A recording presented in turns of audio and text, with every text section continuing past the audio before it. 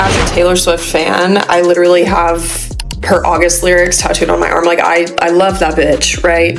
This album is not good. Oh my gosh, you guys, have you seen all the drama around Taylor Swift's new album, The Life of a Showgirl? Everyone online is losing it. Some people love it, some people hate it, and the reactions are everywhere. I'm a fan, so I like it. Not my favorite, but I get why everyone is talking about it. Fans are going wild, defending her like crazy. Some are still figuring out how they feel. Critics are being super harsh, and some people are even making fun of Swifties for not loving it right away. And then Charlie Puth is coming in defending Taylor a bit, and people are saying the lyrics really show who Taylor is and remind us of her old albums. Some songs are like Stay, Stay, Stay, and a lot of fans who joined during Folklore, Evermore, and Midnight Tortured Poets era need to remember she also made Lover, and she has had cringy lyrics before. So this is nothing new. So everyone is talking about every take from serious think pieces to memes, and it's just wild how split people are on this album. To the people who are criticizing this album by saying that it's not poetic enough. Have you ever heard Stay, Stay, Stay? Today was a fairy tale. Hey, Steven. Me? The first original version, Shake It Off, We Are Never Getting Back Together, were those songs only palatable to you because they were performed at the Eras Tour? Only palatable to you because it was her previous work and she proved herself by creating these poetic soliloquies? Or I'll even bring you to Midnights. Karma is a cat purring in my lap because it loves me? Bejeweled, the entire song? I'm sorry, are those only palatable and acceptable to you because she showed you her other side? She was able to prove I can be fun and I can be serious at the same time. So High School, is that only acceptable and palatable to you because it's on Torture Poets? But really it's just as cringe. There's just as many sort of like cringy millennial, you know how to ball kind of references in it. Is that only palatable to you because it's next to the Black Dog? Oh my gosh, you guys. The drama around Taylor Swift's album, The Life of a Showgirl, is just insane. Someone on TikTok even said they heard a Swiftie in the wild saying, "It's so different from anything Taylor has done," and everyone online is going crazy with their opinions. Some people are saying the lyrics are really true to Taylor, and this is happy, heartfelt Taylor coming back strong, and it even feels very Lover to some fans. And then other people are pointing out that if she released songs like Look What You Made Me Do, Bad Blood, Cruel Summer, or Shake It Off now, they would call them bad songs. But this album really shows Taylor for who she is. Some fans are completely obsessed and can't get enough, while others say they love Taylor. But this album just wasn't it for them, and that is totally okay. And everyone online is sharing everything from serious think pieces to funny memes and hot takes, and it's wild to see how split people are and how much everyone is talking about every detail from the lyrics to the vibe of the songs to Charlie Puth, defending her a little, and honestly, this album has got everyone buzzing non-stop. Right? This album is not good. But it's more than not good. The marketing was completely, she is not meeting the moment right now. Oh my gosh, you guys. People are saying there is no way the woman who wrote Folklore wrote these lyrics, and some fans are even saying unpopular opinion that they used to love Taylor. But this is some of the worst music they have ever heard. And other people are saying they are confused by the album because they thought it would have a full showgirl theme, like the title and the promo photos made it seem, and they feel like it just didn't match those vibes. And everyone online is talking non-stop about it, from the lyrics to the look of the album to every little detail, and opinions are all over the place. Tell me why I thought we were going to get pop perfection from this album, and instead we just get mid-tempo mediocrity. I think the very little branding we got leading up to the release of this album was also possibly a little misleading, because I thought it was going to be flashy and Vegas and showgirl, like in the title of the album,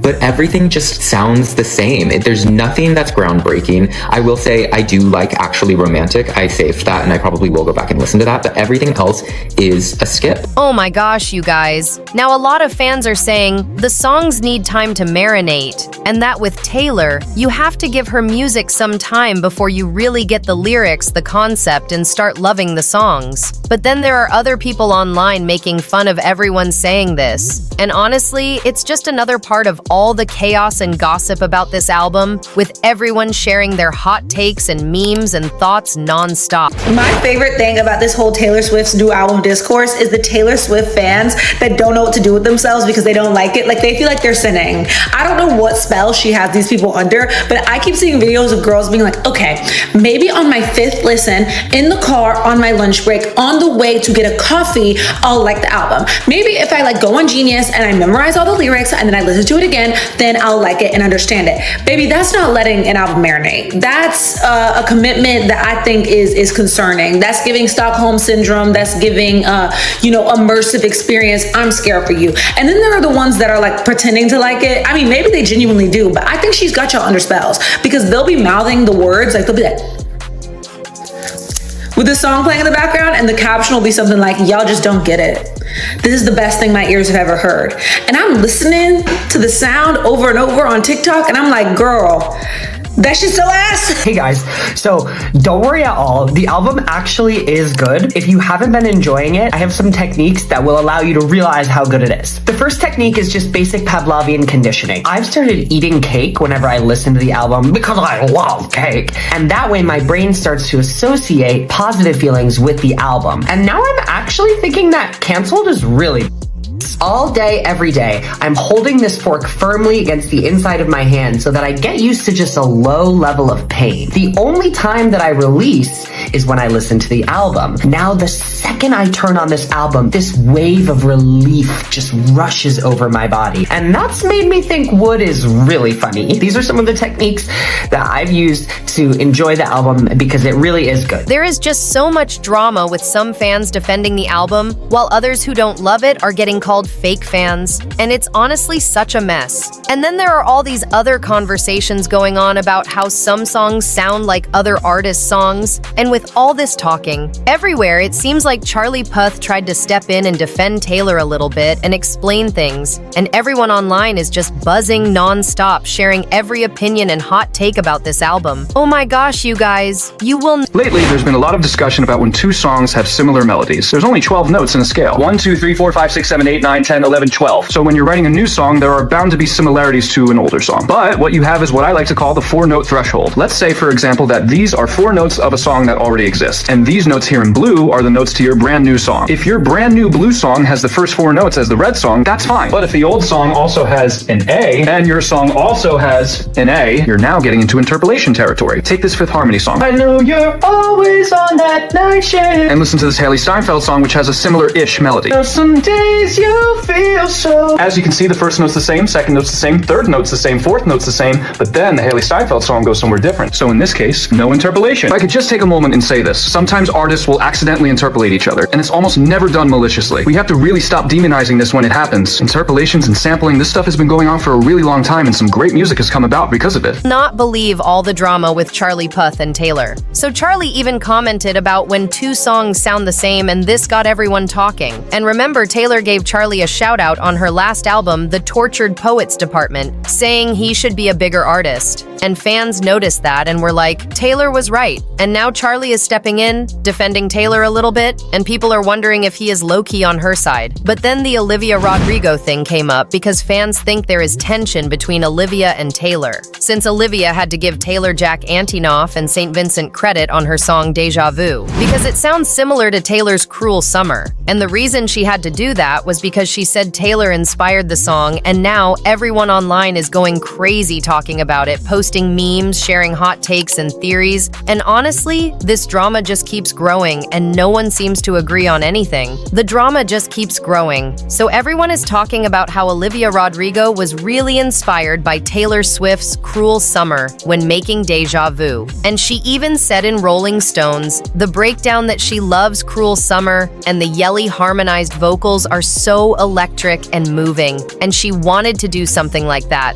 And that statement seems to be why she had to give Taylor Jack Antonoff and St. Vincent credit for the song. But now people are saying Taylor does the same thing with other artists, and everyone online is debating about it non-stop. And maybe that's why Charlie Puth made that video saying just because two songs sound the same doesn't mean they are the same. But of course, Olivia fans are like, isn't that what Olivia did with Taylor? And it's honestly a huge mess. And then people are also trying to figure out who Taylor's songs are actually about, with guesses flying around from Cancelled to Father Figure to Ashley Romantic. And people think Ashley Romantic is about Charlie XCX and Father Figure might be about her masters being sold, and also a metaphor for betrayal by someone who was supposed to protect her, kind of like Scott Borchetta. And maybe even from his perspective, and everyone online is just buzzing non-stop, posting memes, sharing hot takes, theories, and wild opinions about everything Taylor does and every little drama moment. So people are saying that Cancelled might be about Blake Lively and that they are actually still friends, because it looked like Taylor was wearing some of Blake's custom jewelry in a photo shoot, and fans were like, wait, are they still friends? But then there are also rumors that Cancelled could be about Sophie Turner, which sounds wild at first. But some fans are thinking maybe it kind of makes sense because of the timing of when the song was written and the lyrics that seem to mirror what Sophie went through during her divorce from Joe Jonas, with lines like, "Did they catch you having far too much fun?" reminding people how Sophie was unfairly portrayed as a party girl while Joe kept his image clean. And some fans even noticed that the song title is spelled Cancelled with 2 L's the British way, which could be a subtle nod to Sophie being from the UK and Taylor. And Sophie have spent a lot of time together over the years, and Taylor even let her stay at her New York apartment during that divorce. So that's why people are thinking this. And then with some other songs, fans are saying Taylor might be throwing shade at Travis Kelce's ex in a few songs, which has made some people upset, and they feel it's really unnecessary. And some have even called Taylor out for it. And honestly, there has just been so much said since the album dropped, so many opinions and hot takes from fans and non-fans. People arguing that Taylor gets too much credit for her songwriting, and some not understanding the hype. But Taylor seems to be taking it all in stride and not letting it get to her, as she talked to Zane Lowe in an interview, sharing her thoughts about everything. And of course, people online are still buzzing non-stop, posting memes, sharing hot takes, making theories, and just obsessing over every little thing Taylor does, from the lyrics to the photo shoots to who the songs are about. And it's honestly wild how much everyone is talking about this album.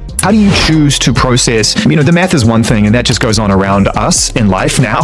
But then the real human interaction is what I know that you really still tap into. And when you have an album that's this big with so many people pouring their energy and being so invested in it, how do you absorb all of that in the days that follow? Because we're talking for real a few days after the album came out. Yeah, I welcome the chaos. The rule of show business is, if it's the first week of my album release and you are saying either my name or my album title, you're helping. And art, I have a lot of respect for people's subjective opinions on art. I'm not the art police. It's like everybody is allowed to feel exactly how they want. And what our goal is as entertainers is to be a mirror. Oftentimes an album is a really, really wild way to look at yourself, right? What you're going through in your life is going to affect whether you relate to the music that I'm putting out at any given moment. And what I often love seeing my fans say is, I used to be someone who didn't relate to Reputation, and now that I've been through some other things in my life, that's my favorite album. Or I used to be a fearless girly, now I'm obsessed with Evermore. And we're doing this thing for keeps. I have such an eye on legacy when I'm making my music. I know what I made. I know I adore it. And I know that on the theme of what the showgirl is, all of this is part of it. So that's basically what Taylor had to say. Since the album dropped, she knows that everyone is going to dissect every little thing she does. And at this point in her career, it seems like she's not trying to drink herself to fit anyone's expectations or please anyone. Whether people love it, hate it, or are still figuring it out, she's made it super clear that the life of a showgirl is something she made for herself, and she's really proud of it. And she even said, love it or hate it, she's just happy that people are talking about it, streaming it, and noticing every little detail. And honestly, that's really all that matters to her. But of course, I want to know what you guys think about the album, what you think about all the things people are saying, the wild drama surrounding it all, the guesses about who the songs are about, and just all of the hot takes online. Let me know all of your thoughts in the comments, because I love reading them, and I love you guys so much, and I cannot wait to hear everything you have to say about this album and all the gossip, and I will talk to you in the next video. You guys, if you love all the Taylor tea, make sure to subscribe to my channel, Taylor Tells All, for all the gossip, hot takes, and wild theories about her songs, albums, and drama. You don't want to miss it.